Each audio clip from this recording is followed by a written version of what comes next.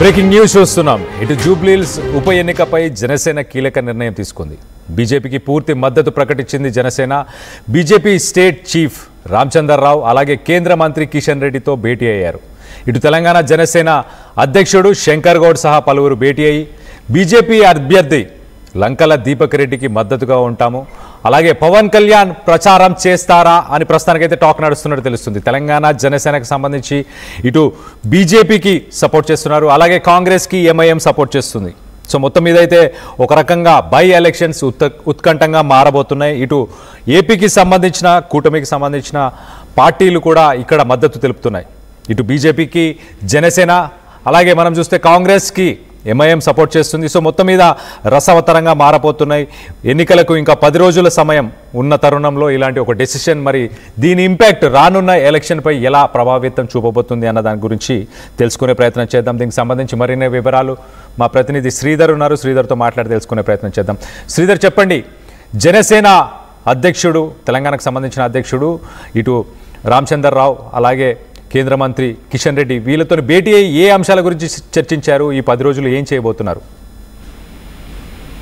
వ్యాఖ్యలైనట్టు జూబ్లీహిల్స్ లో నెక్స్ట్ అవలంబించాల్సినటువంటి విధానాల పైన కూడా అటు జనసేన బీజేపీ రాష్ట్ర అధ్యక్షులు అలాగే కేంద్ర మంత్రి కిషన్ రెడ్డితో జనసేన తెలంగాణ రాష్ట్ర అధ్యక్షులు అలాగే జనసేన ముఖ్య నేతలందరూ కూడా భేటీ చర్చించారు. బహిరంగంగా సంబంధించి అటు ఇప్పటికటు ఏపీకి సంబంధించి ఎన్డీఏ భాగస్వామ్యంతో జనసేన బీజేపీ టీడీపీ అక్కడ ఉన్నాయి కాబట్టి ఇక్కడ కూడా జనసేన జూబ్లీహిల్స్ ఉప ఎన్నికకు సంబంధించి బీజేపీ అభ్యర్థికి మద్దతు ఇస్తామని ఇప్పటికే ప్రకటించింది. రేపు అఫీషియల్ గా కూడా ప్రెస్ క్లబ్ వేదికగా జనసేన తెలంగాణ అధ్యక్షుడు కూడా ప్రెస్ మీట్ పెట్టి ఇదే విషయాన్ని కూడా చెప్పేటువంటి అవకాశం ఉంది. మరొక పక్క అటు జనసేన ఎప్పుడైతే బీజేపీకి బహిరంగ మద్దతు ఇస్తుందో దానికి సంబంధించి కూడా పవన్ కళ్యాణ్, ఎందుకంటే ఏపీకి సంబంధించి ఏపీ రాజకీయాల్లో చక్రం తిప్పినటువంటి నేత అటు AP deputy CM Pawan Kalyan, ఆయనకు సంబంధించి కూడా తెలంగాణలో ఇటు మద్దతు ఇస్తున్నారంటే డెఫినెట్ గా ఆయన ప్రచారం కూడా ఉంటుందా అని చెప్పి కూడా బీజేపీలో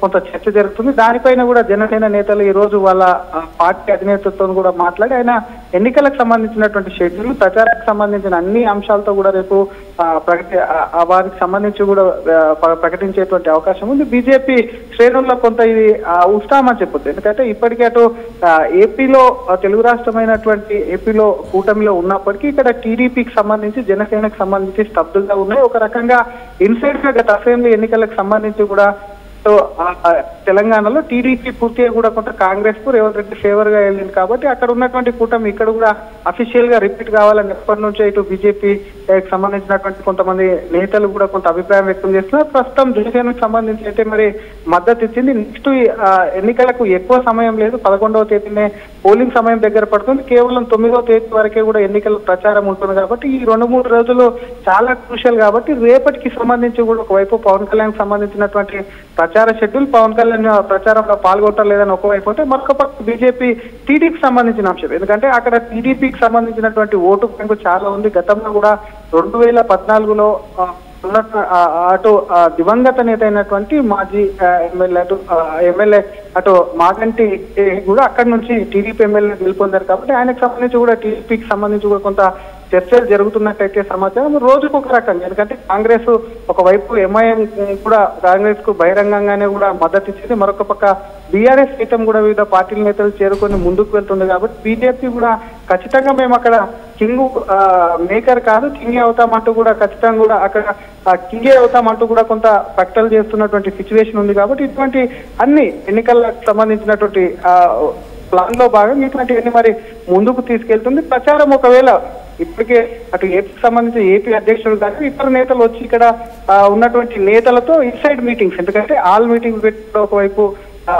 ఉన్నటువంటి ఏపీ నేతలతో కూడా అటు చర్చించడం కాకుండా వారితో కూడా మద్దతు తీసుకుంటారు. ఇంకో పక్క బహిరంగంగా ఎన్నికల ప్రచారం కూడా ఏపీ బీజేపీ రాష్ట్ర అధ్యక్షులు పాల్గొన్నారు, బీజేపీ నేతలు పాల్గొంటున్నారు కాబట్టి డెఫినెట్ గా ఏపీకి సంబంధించి కొంత ఇన్ఫ్లుయెన్స్ ఉన్నటువంటి నేతలు కూడా ఇటు ఈ 2-3 రోజుల్లో పాల్గొనేటువంటి ఛాన్స్ ఉందని జనసేన నేతలు ఇటు బీజేపీ నేతలు చెప్తున్నారు. టీడీపీకి సంబంధించిన బహిరంగ మద్దతుపై కూడా రేపు లేదా ఎల్లుండిలో పూర్తి స్థాయిలో క్లారిటీ వచ్చే ఛాన్స్ ఉందని చెప్పొచ్చు. కళ్యాణ్, అయితే పవన్ కళ్యాణ్ ఈ ప్రచారంలో పాల్గొనే అవకాశం ఉందా? దాని మీద ఏమైనా క్లారిటీ ఇచ్చారా? డెఫినెట్ గా కళ్యాణ్ రేపటి మీడియా సమావేశంలో కూడా వివరాలన్నీ కూడా వెల్లడిస్తామని తెలంగాణ రాష్ట్ర అధ్యక్షులు శంకర్ గౌడ్ కూడా ప్రకటించారు. ఎందుకంటే పవన్ కళ్యాణ్ సంబంధించిన ప్రస్తుత షెడ్యూల్ కానివ్వండి, ఇందాక చెప్పుకున్నట్టు జూబ్లీహిల్స్ వైకోల్కి సంబంధించిన అంశంలో ఎక్కువ రోజులు కూడా సమయం లేదు కాబట్టి 2-3 రోజులను ప్రచారం చేయాలి. ఏదైనా ఒక భారీ రోడ్ షో కూడా ప్లాన్ చేసేటువంటి అవకాశం ఉంది. ఎందుకంటే జూబ్లీహిల్స్ కి సంబంధించినటువంటి నియోజకవర్గం ఏదైతే ఉందో ఎక్కువ సినిమాకి సంబంధించిన వాళ్ళు కూడా అదే కాన్స్టిట్యూషన్ నుంచి సినిమా యూనియన్ వర్కింగ్ యూనియన్ ఏవైతే ఉంటాయో పనిచేసే సెట్లలో పనిచేసే వాళ్ళు చాలా మంది కూడా అక్కడ ఉంటారు. కాబట్టి పవన్ కళ్యాణ్ సినిమాలు కూడా చాలా మంది కార్మికులు పనిచేస్తున్నటువంటి వాళ్ళు వాళ్ళే కాకుండా ఏపీకి సంబంధించినటువంటి మైగ్రేట్ పీపుల్ కూడా అక్కడ ఉంటారు. కాబట్టి డెఫినెట్ గా కూడా పవన్ కళ్యాణ్ తో కూడా ఒక ర్యాలీ నిర్వహించాలని చెప్పి కూడా కొంత చర్చలు అయితే జరిగినట్టు సమాచారం. దానికి సంబంధించినటువంటి పూర్తి క్లారిటీ అనేది కూడా రేపట్లో వచ్చేటువంటి ఛాన్స్ ఉంది Kalyan. Right Sridhar, thanks for the latest update. మొత్తం మీద ఇటు బీజేపీకి బలం చేకూరుతుంది, ఇటు జనసేన సపోర్ట్ చేస్తుంది, అలాగే తెలంగాణకు సంబంధించిన టీడీపీ కూడా దీనికి సపోర్ట్ చేసే అవకాశం ఉంది. అలాగే స్టార్ క్యాంపెయినర్గా ఉండబోతున్నారా మరి పవన్ కళ్యాణ్, దానిపై ఇంకా క్లారిటీ రాలేదు ప్రస్తుతానికైతే. జనసేన అలాగే బీజేపీ పార్టీ దీనికి సంబంధించి అఫీషియల్గా రేపు అఫీషియల్గా ఆయన టూర్లో ఉండబోతున్నారా లేదు అనే డీటెయిల్స్ రేపు రాబోతున్నాయి. సో ఒక రకంగా ఉత్కంఠమైతే నెలకొంది. ఇటు జూబ్లీహిల్స్ బై ఎలక్షన్కి సంబంధించి ఇటు కాంగ్రెస్, బీజేపీ అలాగే బీఆర్ఎస్ ప్రధాన పార్టీల మధ్య పోటీ హోరాహోరుగా జరగబోతుందా? ఎవరికి మీరు ఓటేద్దామనుకుంటున్నారు, ఎవరు గెలవబోతున్నారు అన్న దానిపై మీ అభిప్రాయాలు ఏంటనేది కింద కామెంట్ రూపంలో తెలియపరచండి. అలాగే వాటికి సంబంధించిన సర్వేలో కూడా మీరు పాల్గొనండి.